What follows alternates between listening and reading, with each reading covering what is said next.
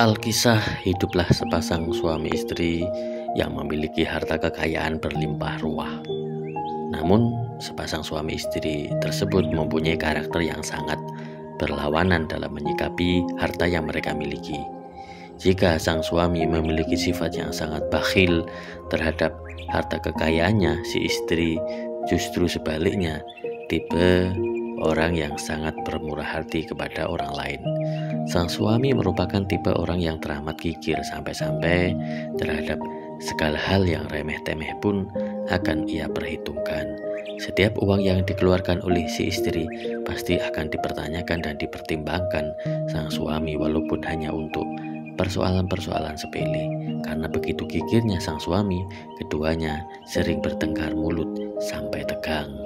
Suatu hari sang suami menginginkan sekali menikmati daging ayam yang dipanggang. Lalu ia menyuruh istrinya agar menu hari itu adalah ayam panggang. Ketika sepasang suami istri tersebut sedang menikmati ayam panggang dengan begitu lahapnya, tiba-tiba pintu rumahnya diketuk oleh seorang pengemis. Si istri beranjak untuk membukakan pintu dan ia melihat seorang pengemis yang berpakaian compang-camping meminta makanan ala kadarnya dengan wajah yang sangat menghibah. Serta-merta sang suami dari meja makannya menghardik marah dan mengusir pengemis yang tengah menengadahkan kedua tangan dengan wajah yang sangat memelas.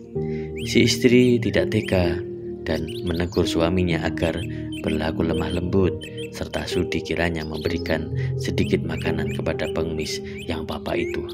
Tapi tanpa disangka sang suami malah mencaci maki istrinya. Karena kelewat bakhilnya, sang istri sudah tidak tahan lagi hidup bersamanya hingga akhirnya mereka berdua bercerai. Kurang lebih setahun kemudian si istri menikah kembali dan ia mendapatkan seorang suami yang kaya raya sekaligus murah hati. Semesta puja ia haturkan kepada Tuhan yang Maha Pemurah. Tangan sang takdir memang acap kali bergerak begitu aneh dan berada di luar rencana manusia.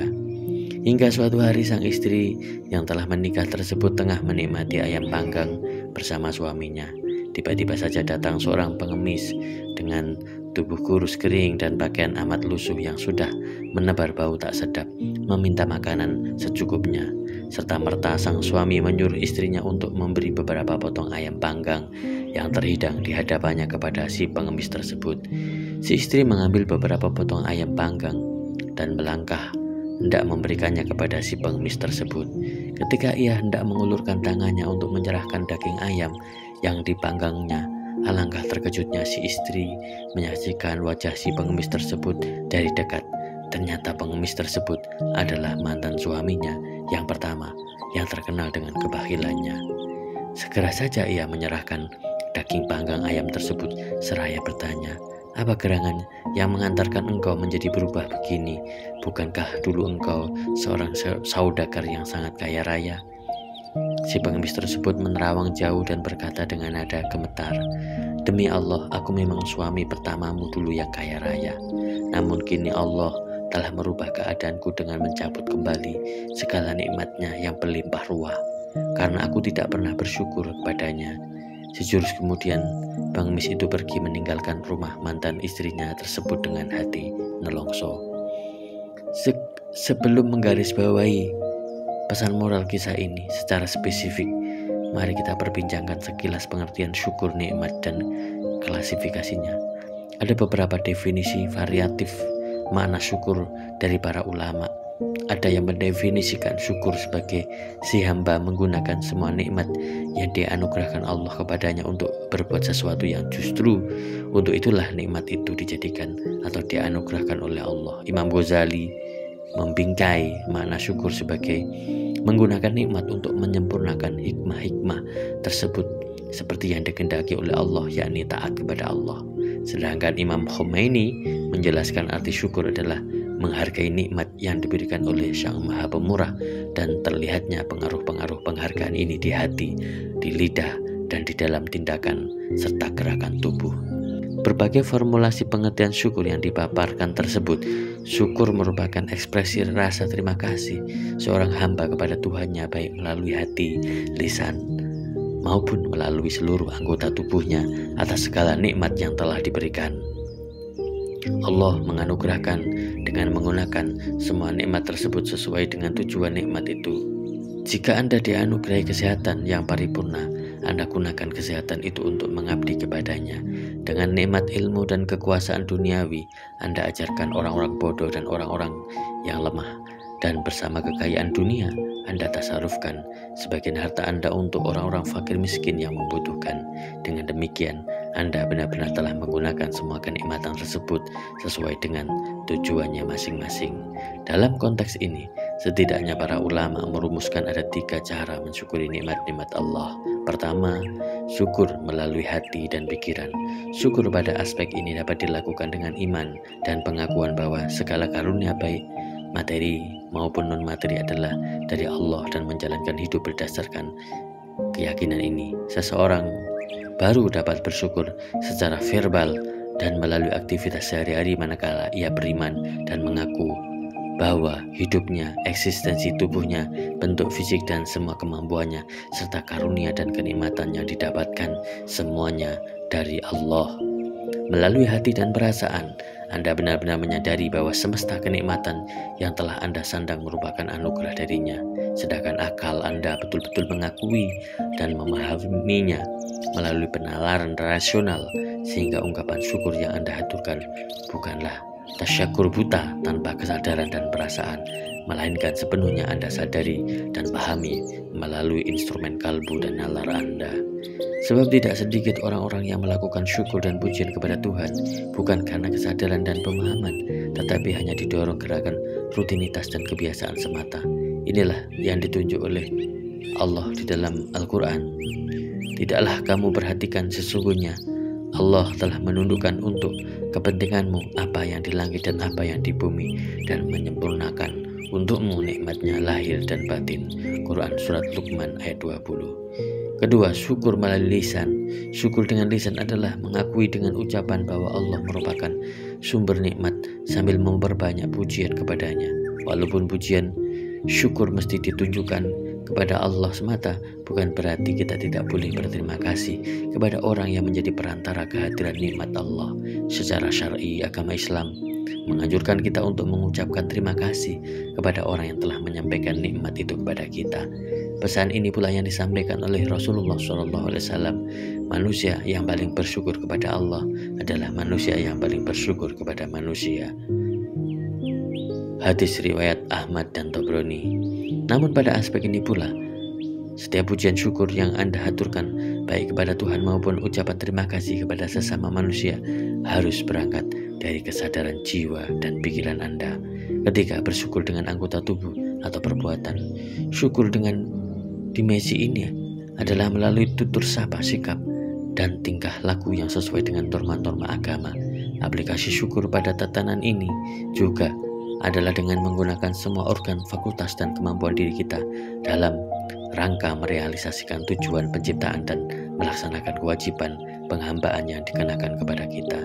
Pada titik inilah kita akan menghubungkan secara spesifik bersyukur dengan seluruh anggota tubuh dengan kisah di awal, yakni bersyukur melalui pemberian kepada orang-orang yang membutuhkan atau bermurah hati. Kemurahan hati memang sangat menakjubkan dalam membuahkan kebahagiaan hidup. Seseorang yang hanya memenuhi keinginan hedonistiknya secara individual dan melupakan orang lain tidak akan pernah menemukan kenikmatan yang sesungguhnya. Orang yang tenggelam dalam kerakusan konsumtif secara pribadi, ia hanya merasakan pleasure, kesenangan jasmania, bukan kesenangan hakikat kebahagiaan. Padahal makna hidup kita temukan saat ini apabila kita mampu merasakan kebahagiaan, dan hal itu diperoleh dengan mendistribusikan kesenangan yang kita miliki kepada orang-orang yang memerlukan, kepada orang fakir miskin. Makna ditemukan dengan memberi, bukan semata konsumsi. Kebenaran prinsip ini diakui keabsahannya secara ilmiah dalam analisis ilmu psikologi kontemporer. Erich Fromm, psikolog aliran humanistik, mengemukakan pandangan ini dengan indah. Memberi adalah pengalaman akan potensi dan vitalitas manusia yang menghasilkan kegembiraan luar biasa. Dan dalam tindakan memberi, manusia berkarakter produktif mengalami dirinya sebagai makhluk yang berkelimpahan, yang penuh berkah serta hidup, dan oleh karenanya mereka bergembira. Memberi bagi manusia berkarakter produktif lebih menggembirakan ketimbang menerima, bukan karena hal tersebut merupakan sebentuk kerugian, melainkan karena dalam tindakan memberi terdapat ungkapan akan hakikat kehidupan. Bahkan menurut Erich Fromm, makna kehidupan kita sebagai makhluk sosial ditemukan tidak saja pada kita memberikan hal-hal yang berbentuk material seperti harta, kekayaan, pakaian, dan makanan, tetapi juga ketika kita mau membagikan apa saja yang bersentuhan dengan diri kita sesuai yang ada dalam diri kita dan dialami dalam kehidupan kita yang berbentuk abstrak yang dapat memperkaya arti kehidupan orang lain. Lebih jauh, Erich Fromm menyatakan bahwa manusia memberikan dirinya, memberikan sesuatu yang paling berharga yang dia miliki, yakni kehidupannya. Dia memberikan kegembiraan, kepentingannya, pemahamannya, pengetahuan, kejenakaannya, kesedihannya, serta ekspresi serta manifestasi yang ada dalam dirinya. Dengan tindakan tersebut, seseorang telah memperkaya orang lain, meningkatkan perasaan hidup. Lewat peningkatan perasaan hidupnya sendiri, dia tidak memberi untuk mendapatkan imbalan, sebab memberi pada dirinya sudah menimbulkan kegembiraan yang luar biasa.